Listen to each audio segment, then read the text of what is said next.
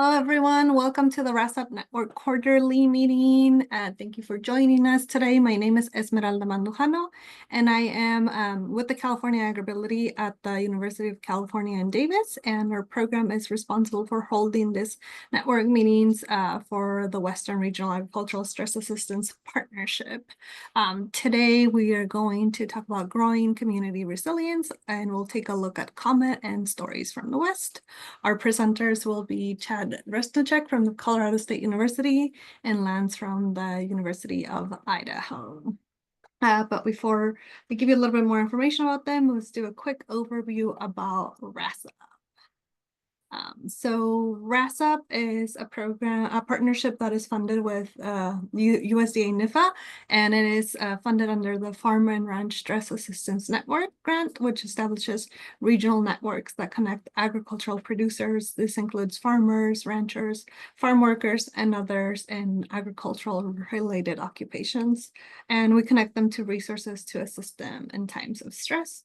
There are 4 U.S. regional programs, and our program covers 13 states in the West and 4 territories. The partnership includes several partners in different universities across the West. Some of them, the University of Idaho, Colorado Agribility, Farm Aid, Rocky Mountain Farmers Union, University of Nevada, Reno, and we're slowly adding more into this partnership. So this network meetings are built to create connections and collaborations to assist agricultural producers in times of stress. They also serve as a space where we can discuss improving behavioral health awareness, literacy, and outcomes for agricultural producers, their families, and communities. And collaborators present their efforts and offer opportunities to pose questions and bring experiences to the table, or also bring some of these programs to their own areas. These meetings are open to the public and to external partners. Our agenda for today, we'll do this very quick introduction, and we'll jump right into an icebreaker because we want people to connect with each other. And then we'll jump into the presentation about what COMET is, and then we'll look at some of the stories from Idaho. So for our breakout, we are going to do a quick introduction, your name, your agency, and what role you have in that organization. And we're going to quickly have you share a highlight of your year so far and what are you grateful for.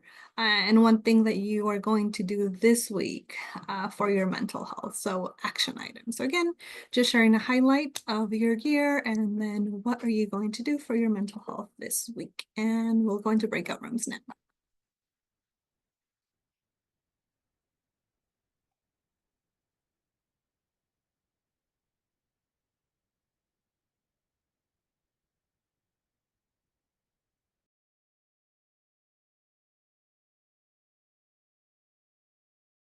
So great conversation.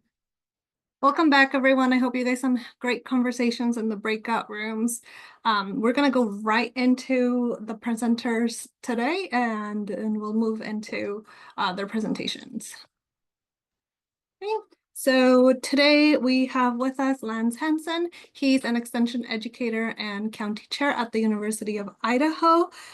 He is also he grew up in Rupert, Idaho, and attended Utah State University and the Western New Mexico University, where he earned his master's MBA.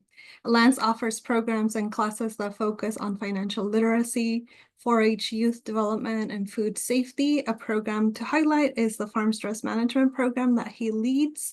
And this program covers a range of topics, including farm management, mental health, insurance, and retirement planning. Our first presenter is going to be Chad Resnicek. He is a behavioral health specialist with Colorado Agribility Project, and he is committed to helping expand and improve behavioral health support and resources in rural communities. Prior to joining the Agribility team, Chad spent 20 years as a licensed therapist providing behavioral health services in disorders and substance use and misuse. Both of Chad's parents were raised on farms, and he grew up in a small farming community in central Nebraska with a deep respect for agriculture as the heart of our rural communities. So with that, I will turn it over to Chad.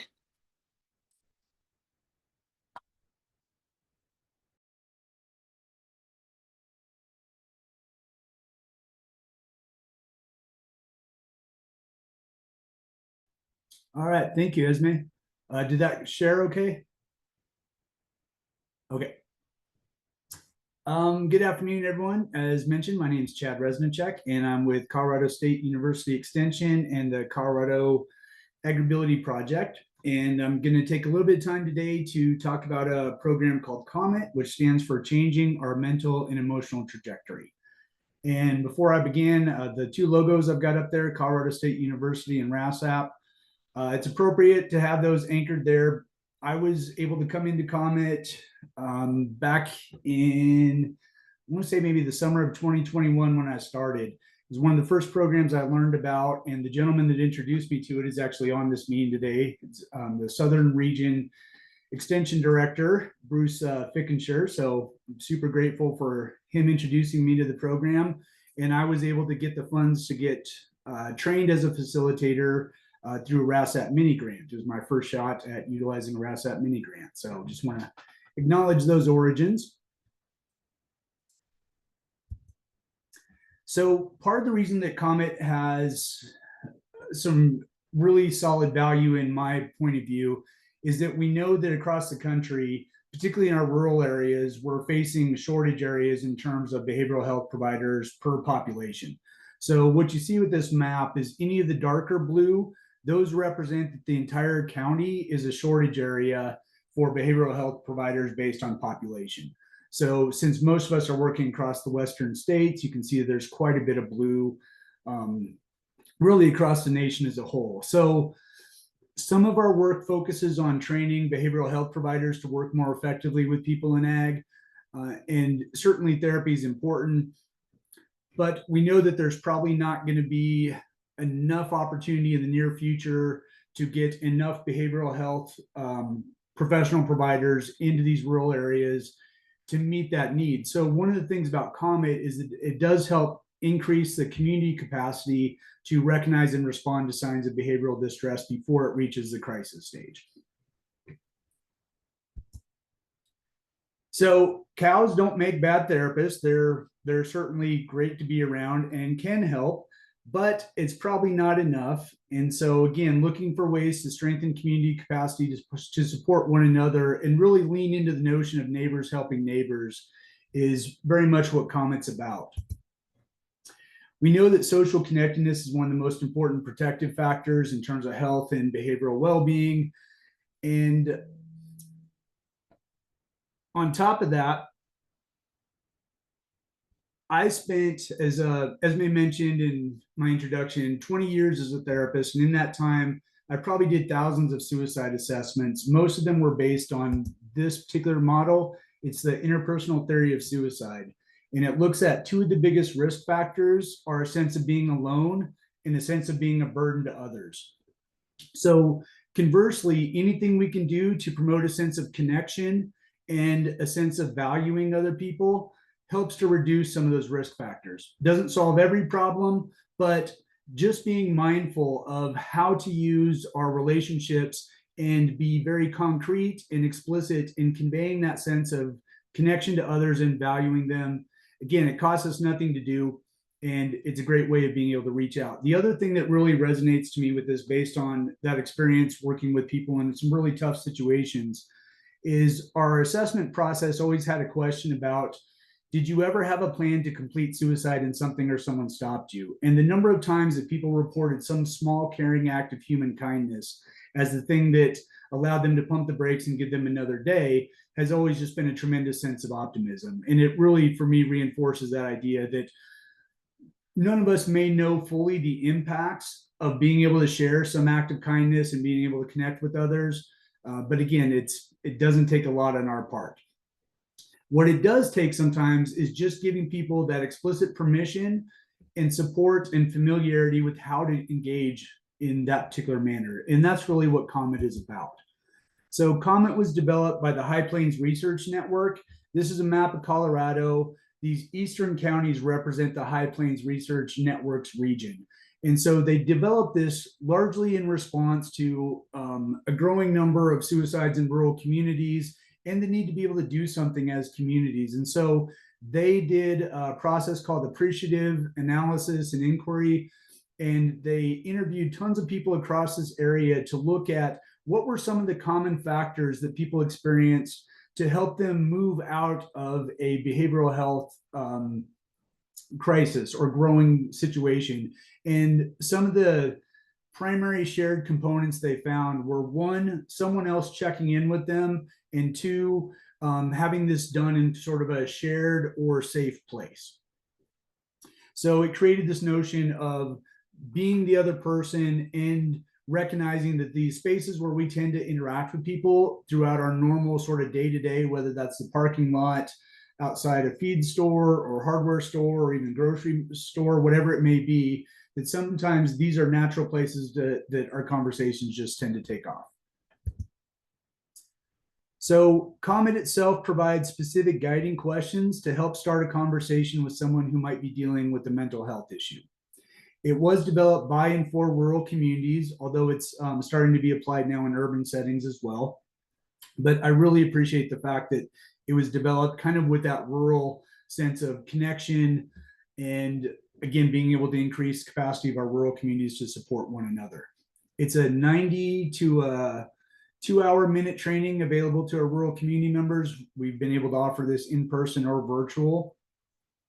And there's a couple links there to recent news articles. There was a really nice write-up in the New York Times and featured one of the larger groups involved in promoting COMET, which is JC Krika and the Coffee Break Project. And so it goes into depth in some of that. And then a number of us as RASAP partners were able to be out in Wyoming at the end of last year with Lucy Polly and her group. And so this last article from the Fence Post features some of that work there. It's based on the idea that all of us operate on the spectrum from wellness to crisis. And COMET is really intended to be utilized more within the circles of our existing relationships. We wouldn't want to train someone in COMET and then send them off to be like hunting down through the alleyways and back streets trying to find someone in need of this. It's really meant to operate within, again, our sort of existing circles where you may be able to recognize that something's off with someone, indicating that they're in that vulnerable space. And if we feel equipped, comfortable, and competent in being able to recognize someone in that vulnerable space and become this other person to intervene, then hopefully we can change their trajectory away from crisis and get them back towards wellness. Indeed, that's ultimately what the COMET name is about, is using that notion of gravitational assist.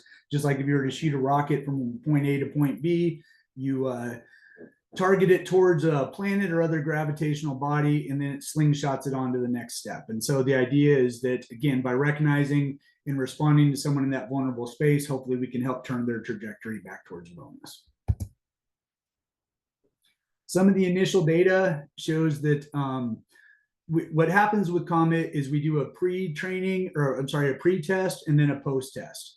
And afterwards, what we found is that 78% of people were more likely to tell someone that they've noticed a change in their mood or behavior. 81% were likely to invite an acquaintance or coworker to talk about a potentially emotional situation. And 74% reported they were likely to use COMET questions in the next 3 months. During the year of 2024, with significant support from RASAP, the Colorado Agri-Ability Project and CSU Extension Behavioral Health Team offered 12 iterations of COMET community trainings to over 180 community members. We were able to do that in Colorado, obviously in Colorado, and then additional states, 1 territory, including Washington, Arizona, Wyoming, Kansas, and Guam. And given the statistics, approximately 140 people as a result of these trainings were then better equipped to recognize and respond to signs of behavioral distress in their communities. So the hope is that it does have sort of an umbrella effect, and again, sort of reaching out to create that safety net for people. As part of COMET training faculty, Clinton Wilson, one of my coworkers, also on the call today, he and I are both COMET faculty trainers. So we are able to train other people to become facilitators themselves. So we were able to support 62 individuals across Colorado, California, Washington, Arizona, Kansas, New Mexico, Wyoming, and Montana in becoming COMET trainers to be able to take that program back to their own communities, which is a great way of doing it because most of those people are well connected in their own areas. They can offer this on a much more sustainable basis. And about 50% of those we trained as facilitators are extension staff across those different states. Individuals seeking training to become COMET trainers tend to be highly dedicated to supporting their communities and expanding the scope and scale of COMET skills through their role of being a trusted messenger. And I will have my email at the end of this and just a few more slides here, but we're working on scheduling a virtual COMET Train the Trainer offering here coming up, hopefully sometime later this spring. So if anyone's interested, feel free to reach out to me and I can keep you posted on those things. So the questions themselves are not necessarily meant to go in, they're not meant to necessarily be a script or have to go in a strict linear form, but they are intended to give people sort of an entry point to be able to recognize and respond when someone may need a little bit more assistance. So I'll go through these. At first glance, they may seem very simple. In some ways, that's really very much the appeal of COMET, that it is a highly accessible program. I'm a QPR trainer myself. There's people on our staff that also train in mental health first aid and conversations on access to lethal means. And all these programs are incredibly important and have definitely their places along that continuum between wellness to crisis. COMET is intended to be sort of further down that and hopefully helps to prevent people from getting to that crisis stage. But being able to offer all these different iterations of community skill trainings, I think, are a great way of being able to equip people across that spectrum. I just wanted to emphasize that COMET is really intended to be more of a sort of preventative in early onset sort of intervention. But the questions themselves, to go through that just quickly, first part is about acknowledging someone may not be themselves.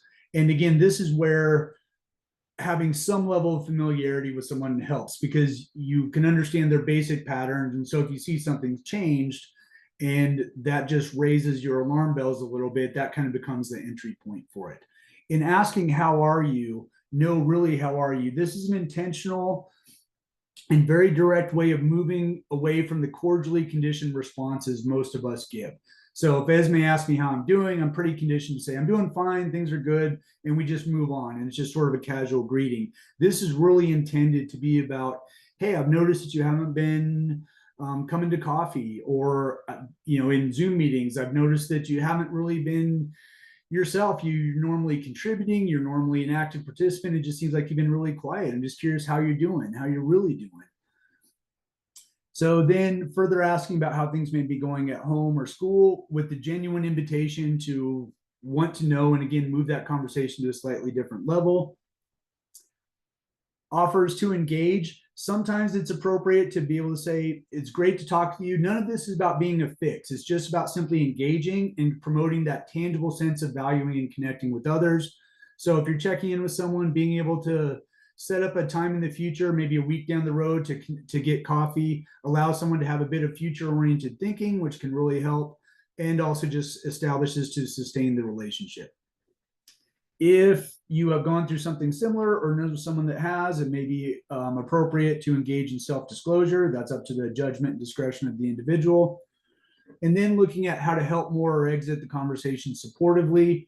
We spend quite a bit of time in the trainings talking about a whole range of sort of exit strategies, about knowing when to utilize 988 or the agri-stress response line, if that's available in those states, farm aid, other resources that would be appropriate to allow people to get a bit more support, or again, just setting a bit of a follow-up.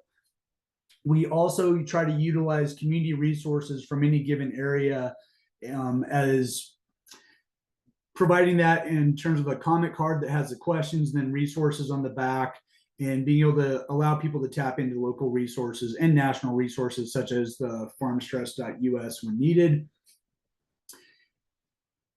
But those are the basic questions there. COMET just in the last few weeks finally had a peer-reviewed publication come out, and I'll drop that in the chat when I'm done here presenting. It's super helpful for anyone looking at gaining funding in sharing Comet. So it's a nice step towards becoming more of a evidence-informed and evidence-based practice. And there's a link. You can look up CU Anschutz Comet or Colorado University Comet and get to their website. And then there's the email address to contact people at Comet if you're interested in more information, and my email address as well. You're certainly welcome to reach out to me, and I'll be glad to connect people or broker any connections that would be important or helpful to people. Thank you, Chad. This was really, really helpful to get an overview of what Comet is and how it's really expanding in a region in the West. It's a training that a lot of us have gone through and we're utilizing in our own states. There was a question in the chat. What kind of gatherings were these, like Farm Bureau meetings? I think it's referring to where did you hold the trainings? Yeah, it's a great question. We've been fortunate in the amount of diverse opportunities we've had to be able to share Comet. Sometimes it's connected to other conferences or events. Because it's 90 minutes, it doesn't always fit well into the traditional sort of conference format, but we have been able to do some of it that way. We've utilized quite a few county extension offices, libraries. It works really well if we have, again, that role of the trusted messenger. If there's someone in a community that's already well connected and can bring people together and help promote, that tends to work a lot better than me just swooping in from the western or the front range of Colorado to rural areas as a complete unknown. And so we've really tried to partner very well with local entities that maybe have suicide prevention coalitions. We've, probably like most states that have quite a bit of rural communities, we've had a number of ag-related suicides, and sometimes communities will reach out after that because there's a growing need to connect and want to do something about it. So it forms I think a function in terms of post-vention work. So we've done some of that. We've presented them at sheriff departments or any sort of public venue. We try to make it as cheap as possible. Sometimes we can get a hosting organization provide food. But yeah, we just really try to work with the communities that are requesting it and see what's the best venue and format to provide it. And I'll just add that I know even though the program started and it was developed for Colorado, it is a program that works really well because you can adapt it. Can you speak a little bit more about how it is really something that you can use in your own community? Yeah, so there's quite a few sections of Comet that are intended to be adapted to make it more relevant to particular communities. So part of what the Comet training looks like is we give a little bit of an overview and a basis behind the why of Comet, but a large part of it is dedicated to how. And so we'll actually do like role playing and how people practice being the Comet giver and the Comet receiver.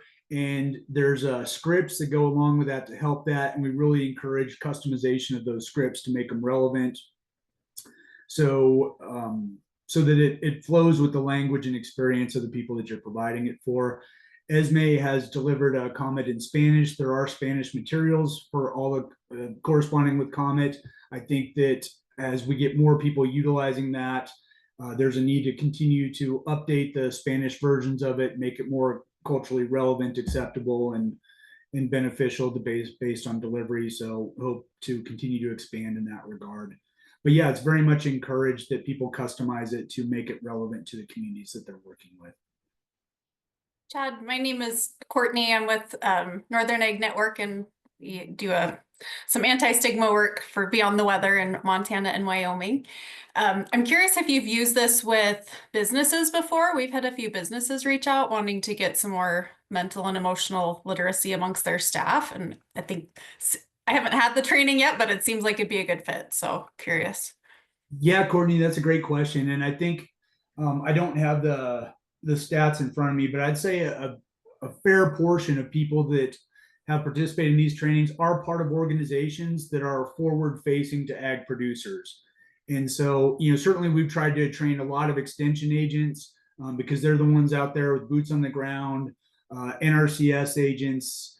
Again, anyone sort of adjunct to ag would be a fantastic population for doing it. And do you give leave behinds? I guess that was my other question. Do people walk away with, a cheat sheet or something like that? Yeah, there's I can drop that in the chat too. There's a 4-page booklet that kind of again covers both the whys and hows of Comet. And then we also give out a Comet like wallet card that has the questions and then some resources. One of the cool things about doing it out in Guam is that they had a fantastic community resource document. It was about 4 or 5 pages long that was condensed down to a QR code. So we've started to look at how to combine a whole lot more information on a tiny little card by using QR codes. So that was helpful. So every time we've done one of these, we get to learn from people's feedback and try to make it better. And I'll just add on to that I am going to do Comet in Marin County. It's about an hour and a half away from where I'm at. And obviously I don't know what's happening in that specific county. So what I did is partner with the extension agent there, and we worked through some of the scenarios, and he adapted a few specifically to some of the things that are happening in his county. So the people that are working there with farmers directly will be able to practice on some of the things that they're actually experiencing. And I would also add that the great thing about Comet is that it gives you that practice to, in a control setting, practice some of these conversations that we should be having, but typically we don't have. So I really, really like this training. I think it's very adaptable. And I think that Chad is doing a great job with training a lot of us. Thank you, Chad. It's a pleasure. Are there any other questions or anybody else that has done Comet in their specific areas and would like to share some tips on it, or even just experiences of how it has gone for them?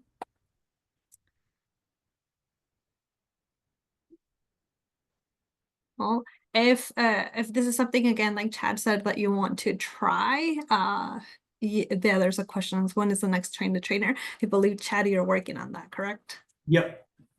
Yep, Courtney, but if you want to shoot me an email, I'll know to keep you on I've got a standing list of people I need to reach out to once we've got those dates established.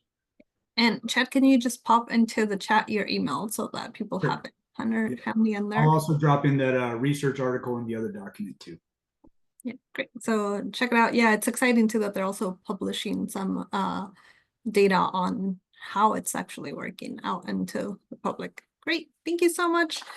So let's move on to our second part of today. We're going to move on with Lance from Idaho, and Lance is going to share with us some of the stories. So the theme for today is really looking at what are we doing down in the community to get to help to reduce farm stress in the West or in our areas where we're at. And another example that we wanted to look at is some of the stories, because stories really are what we work towards, right? We really want to be able to not just look at the numbers, but also look at the people behind some of the work that we're doing. So with that, Lance, I'll turn it over to you. All right, thank you very much, and good job, Chad. That was good information. So when I started back with RASUP, we got some funding to do some mental health within the community. So we visited 17 rural communities, and one of the things that we found that was most impactful was when some of these community members would share their stories and how that would change how everyone viewed and communicated in the room. So through that process, we gathered several stories. We have 3 different ones. I'll share my screen right here. And their website, I'll drop the link in the chat box in a minute here. But we have 3 stories from different parts of Idaho, that just different aspects of how they've been affected. So we're going to watch the Scott Furman story, and we'll go from there. And if there's any questions afterwards, we can address those. And somebody give me a thumbs up when you can hear the volume to make sure it's playing right. I've had some things happen in my lifetime, especially the last 25 years, that haven't been all that wonderful, and I would like to be able to share some experiences that would help one family or one person maybe not have to undergo some of the things that have happened to me.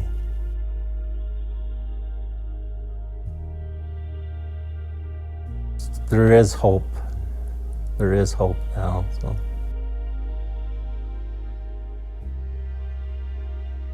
"25 years ago, it was my younger brother and I that were partners. We're taking over the farm at that time. He was suffering from alcoholism.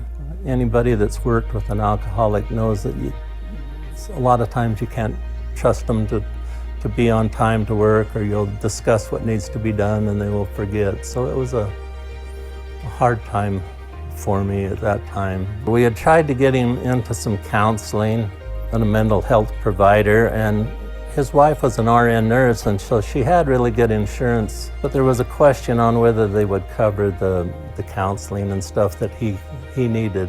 They sent him home for the weekend thinking, well, we'll get to see if the insurance would help pay for the counseling that he needed, and over the weekend he committed suicide. And it was our family's belief that had we got him into mental counseling earlier, we might have been able to save him. And my younger brother had 2 young kids. At the time that he committed suicide, he had an infant son and a 2-year-old daughter and his wife. And so it was a sad, sad time.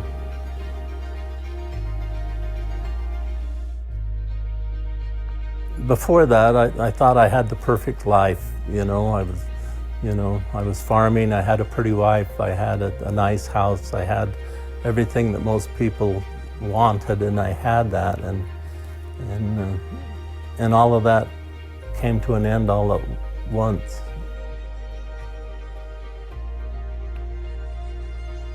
My mom never learned how to drive, so everywhere they went, my dad took her, so they were always together. They got along really good, they had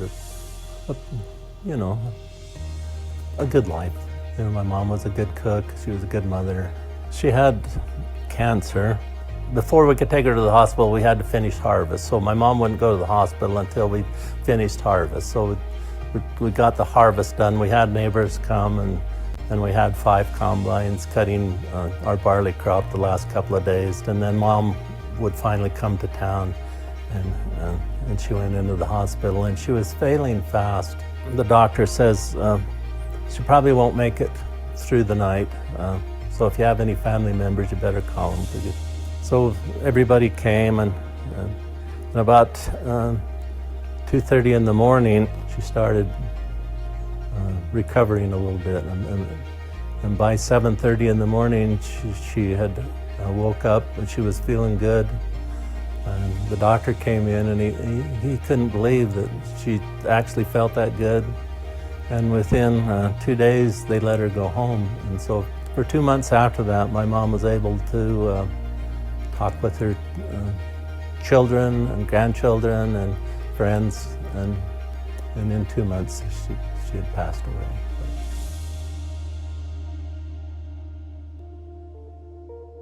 After she passed away, the 13 years or whatever that he lived alone, every day, every minute of every day, he wished that she was still there. For a guy who was supposed to be retired, he worked harder than the rest of us. Even the 2 days before he passed away, he had spent 12 hours on the tractor. And he was at 86. We had sold our crop of wheat to a flour mill in Lehi, Utah, and shortly after that, they had taken out bankruptcy. And so here we are with our whole crop down there, and now we're faced with no operating money. But it was always in his mind that, how are we going to survive this? It was a sad time for us, and it just kept eating on him, bothering him. And all he was thinking of was the gloom and doom of no money coming in for our wheat, and now our hay is going to get ruined or spoiled, and it just pulled him down. And his health was failing a little bit, you know, at 86. And Monday morning he got up, he was a diabetic, and he wrote all of the numbers down in a book that he kept, what his levels were, and he'd packed his stuff ready to come back to the farm and go to work, and he committed suicide, you know. It was a horrible experience for my sister to find him. She struggled with that for a long time.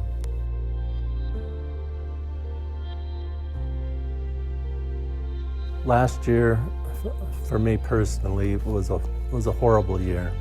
Our winter wheat had failed. We were having to replant everything. The price of wheat was coming down, and I started going to the dark side of things, and people could see it in me.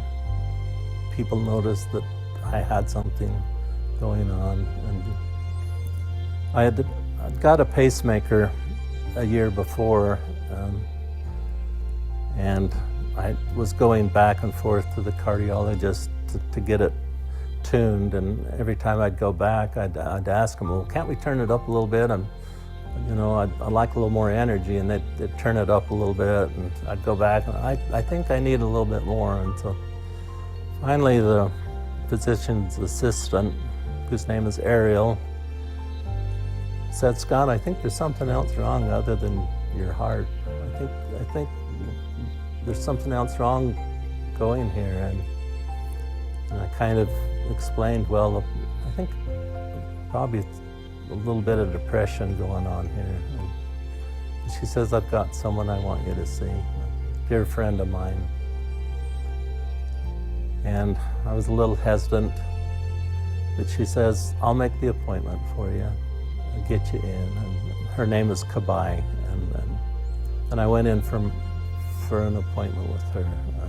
We started talking, and she says, we can help you, you know? And so she started going over the things that I could do to help myself out of this slump that I was in, of the depression and the thoughts of suicide and all of those things. And so she says, well, there's some medication, and I thought, no, I'm not ready for that. You know, I was raised that you should just toughen up. Lots of people willing to have helped me if I would have opened up and talked to them, you know, lots of people.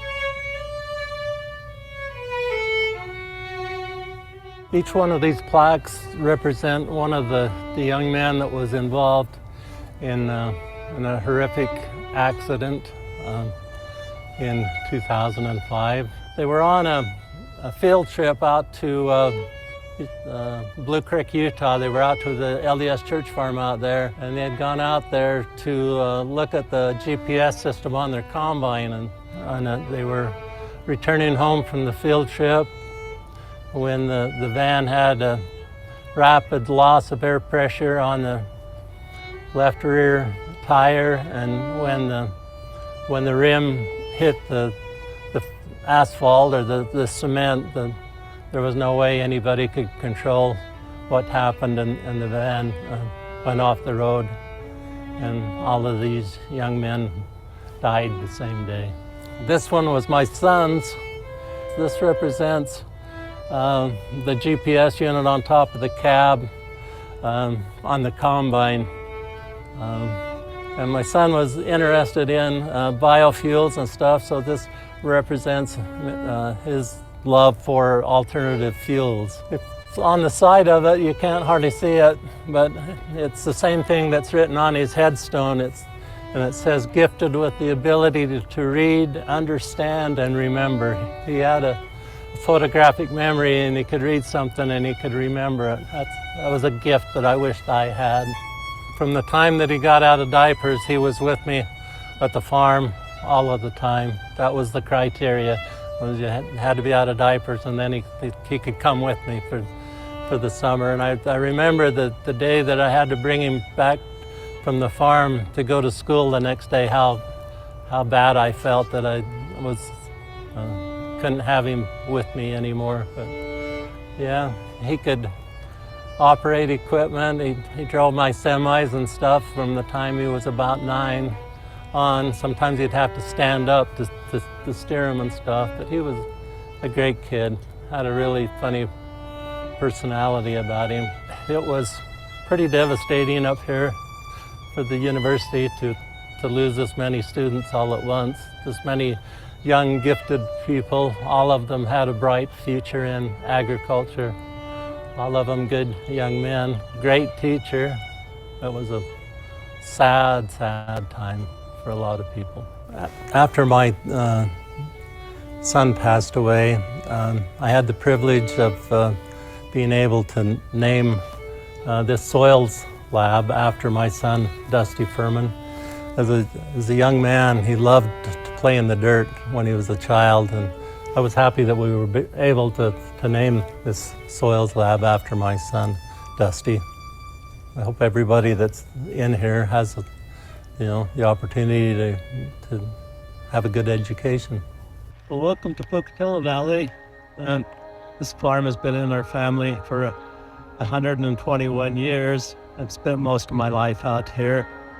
A beautiful valley. It's been really good to us. So, the way I've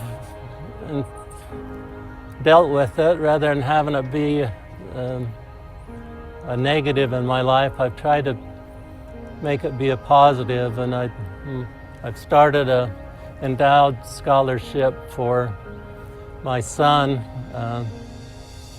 so we can help students in the future. So far, we have helped over 40 young students here at Utah State University in the College of Agriculture. I actually have one student who is studying violin up here, and I am helping her with her education also. So, but I like to come up here and spend some time on a Sunday when it's peaceful and quiet, and think about these young men and what they could have done. You are good, but it's not enough just to be good. You must be good for something. You must contribute good to the world. The world must be a better place for your presence. And the good that is in you must spread to others. That's a quote from Gordon B. Hinckley. That was on my dad's obituary. It's not near as dark as you think it is at the time. It's not. Tomorrow will be a better day. Next month will be a better day. Next year will be a better year. It'll be better.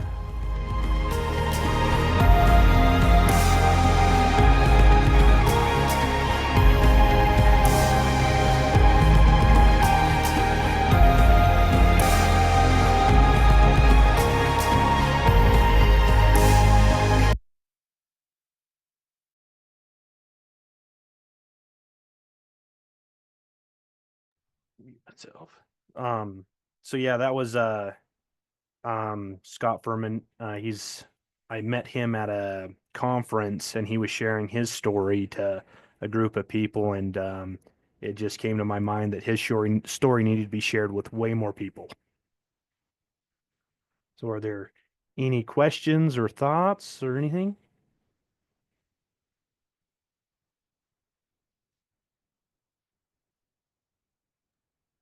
I'll just say, please thank Scott for sharing his story. I know it's not something easy to do, but it really is a motivator for the work that we all do. I will let him know.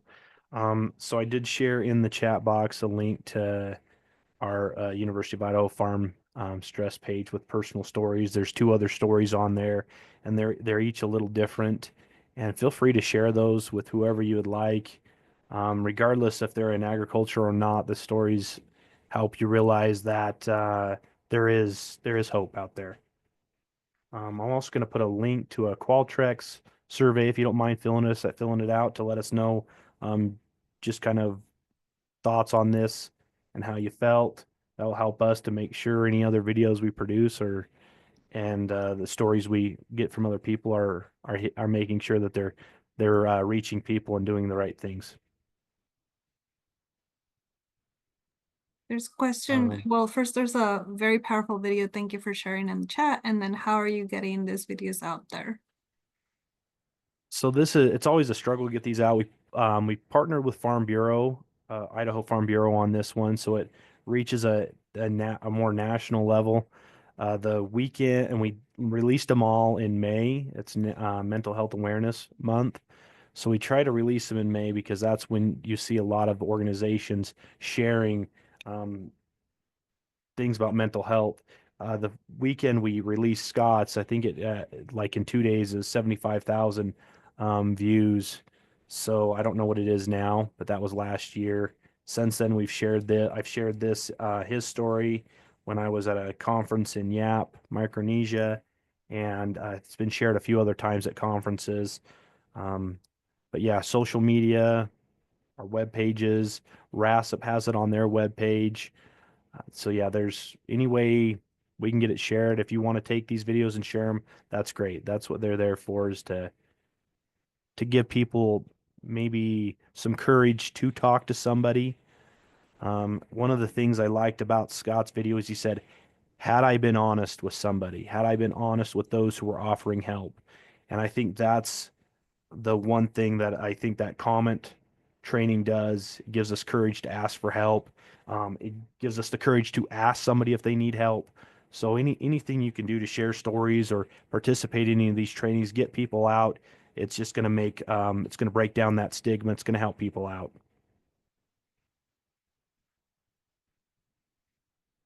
Okay, so I see the link there on the chat. So we'll also include it, Lance, as part of the recording. The recording will be sent out in about a week. And with the recording, we'll also send some of the handouts that Chad mentioned, along with links to the articles.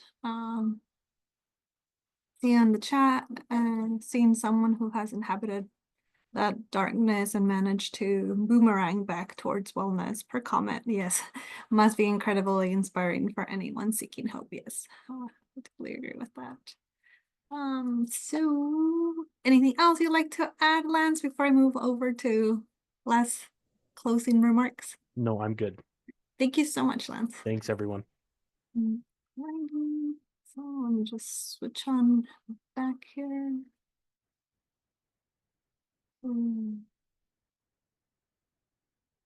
So again, today we just went over growing community resilience. We saw different examples of that, and also how we can do it on our own by getting trained on COMET or bringing some of those trainings into our communities. And next, an announcement. We have the upcoming 2025 AgriAbility National Training Workshops. Registration is currently open. It will take place on March 24th through 27th. Then you can find out more information on that and link that I'm going to provide in the chat, and then also you can find some information on mini grants available to travel to some of these grants on farmstress.us. I do want to mention that at the National AgriAbility Training Workshop, several of us will have sessions also on mental health and also continuing to build community and learning from each other. Our next RASP meeting, we have it set up for May 2025, and more details on that once we have everything secured. And with that, I really want to thank everybody from our partners at RASP, and also really thank Lance and Chad for sharing with us the information that they shared with us today. We'll be out on the lookout for when that Train the Trainer for COMET is coming up. So yeah, that's exciting. I hope a lot of you are interested in becoming trainers for your own communities, and we'll have that coming forward to you and via email with the recording if we have that information available by then. Thank you everyone for joining us today. Thanks, Esme. Great job.